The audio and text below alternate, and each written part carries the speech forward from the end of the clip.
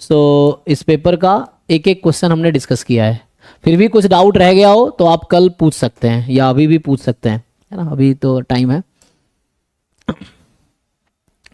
सो इसमें क्या बोला हुआ है, consider the multiple linear regression model, ये दे रखा है आपको। नोन पैरामीटर ऑफ सेलेनाई uncorrelated with mean zero variance sigma square F alpha M N B such that. So फिर से देखो ये नोटेशन वही यूज कर रहा है। अगर मान लो एफ का डिस्ट्रीब्यूशन इस तरह से है, सो एफ अल्फा, जस्ट मैं अल्फा लिखता हूँ अभी, तो इसका मतलब इनका क्या है, मोर देन अल्फा है, जो नोटेशन हम क्लास में यूज करते हैं। तो पेपर में जनरली वही नोटेशन यूज हुआ है। सो कुछ जगह अपोजिट भी यूज करते हैं। सो ये मतलब इनका यही है। तो अगर एफ अल्फा लिख रहे हैं एम एन तो मतलब ये है, ठीक है। So now y is the random variable having F distribution with m n degree of freedom, ठीक है। वाई वहाँ जो लिखा है ना, जो वाई नोटेशन यूज किया है, तो ठीक है। सो कहने का मतलब यहाँ ये है कि F M N random variable है, more than M N alpha लिखो या अल्फा पहले लिखो। So this probability is actually alpha, ठीक है। ये नोटेशन जस्ट एक्सप्लेन कर रहा हूँ जो कि इसमें लिखा हुआ है ऑलरेडी। तो अब सपोज दैट आपको एच नॉट है, बीटा वन बीटा टू दोनों जीरो है against this, involving computing F naught. आपको टेस्ट स्टैटिस्टिक भी दे रखा है, ये एफ नॉट है 11 into R square upon 1 minus R square.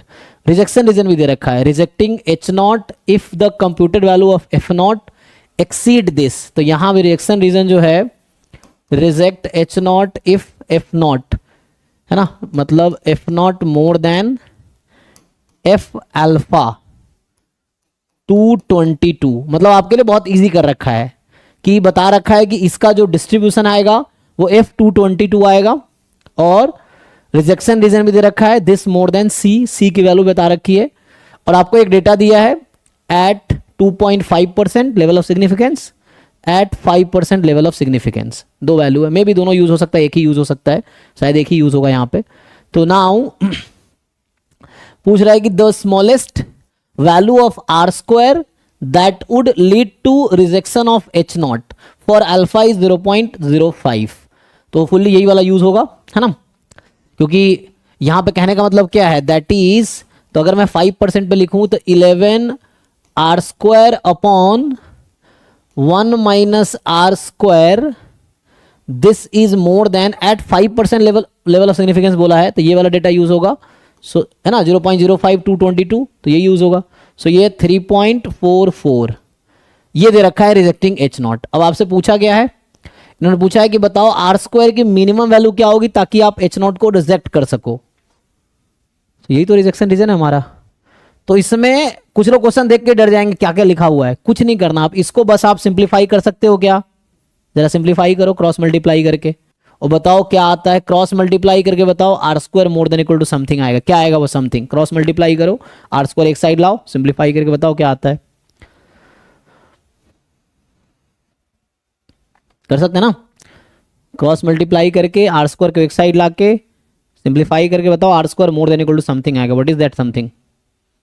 0.24। 0.24। Okay, तो इसका मतलब ये हो गया, यही आपका आंसर है। तो answer is 0.24, that is answer. एक लाइन का, सो कुछ करना थोड़ी है। इसने कहा है कि आर स्क्वायर की स्मॉलेस्ट वैल्यू क्या होगी जो रिजेक्ट करेगा एच नॉट को, तो आर स्क्वायर मोर देन 0.2 मतलब मिनिमम, है ना, ये होगा। कॉन्टिन्यूअस है, कॉन्टिन्यूअस यहाँ इक्वलिटी भी लगा दोगे तो उससे कोई फर्क नहीं पड़ेगा, ठीक है। So minimum value should be 0.24। Answer की देख लो ये मैच कर रहा है कि नहीं, ये होना चाहिए, ठीक है। क्योंकि सब कुछ गिवन था तो हमें कैलकुलेट नहीं करना पड़ा क्रिटिकल रीजन यहां पे, ठीक है ना।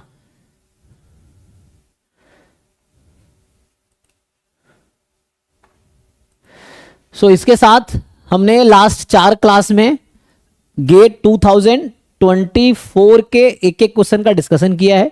तो कल की जो क्लास होगी गेट 2023 स्टैटिस्टिक्स का पेपर डिस्कशन होगा। तो आप लोगों से यही रिक्वेस्ट है कि 2024 के सारे क्वेश्चन आप सॉल्व कर लीजिए, 2023 का भी सॉल्व कर लीजिए, और कल हम लोग 2023 का एक एक क्वेश्चन डिस्कस करेंगे जैसे 24 का डिस्कस कर रहे थे। और जो डाउट होगा ऐसे भी कर सकते हैं, सिर्फ डाउट भी कर सकते हो, क्योंकि 2023 का पेपर ऑलरेडी अवेलेबल है, मेरे चैनल पे भी सोल्यूशन अवेलेबल होगा जो पहले मैंने कराए होंगे, क्योंकि 24 का नहीं कराया था अभी तक ना, तो इसलिए मैंने एक एक क्वेश्चन कराया कि एटलीस्ट इसका सोल्यूशन बन गया, बच्चे ढूंढ रहे होते। बाकी 23, 22 ये सब ऑलरेडी पिछले साल के सोल्यूशन होंगे, यूट्यूब पे भी होगा, ऐप पे भी होगा, इस तरह से है, तो सोल्यूशन ऑलरेडी है। स्टिल आप सॉल्व कीजिए, और जैसे हमने 24 का डिस्कस किया वैसे 23, 22, 21 इस तरह से भी डिस्कस, क्योंकि एक महीने में पूरा पेपर हो जाएगा ये ऐसे भी, क्योंकि 4 दिन इसमें लगे हैं। मान लो 3-4 दिन 23 में लगेंगे, 3-4 दिन, तो कितने पेपर है? 6 पेपर है, 19 से स्टार्ट हुआ था, है ना। तो 6 4 जा 24 डेज में मैक्सिमम खत्म हो जाएगा, ये चीज़ है। ठीक है जी, तो 2024 23 का सॉल्व करके आइए, कल उसका हम लोग डिस्कशन करेंगे 2023 गेट स्टैटिस्टिक्स पेपर का। और आई होप 2024 में आप सारे क्वेश्चन कर पाएंगे। Thank you. अभी डाउट सर का एक डाउट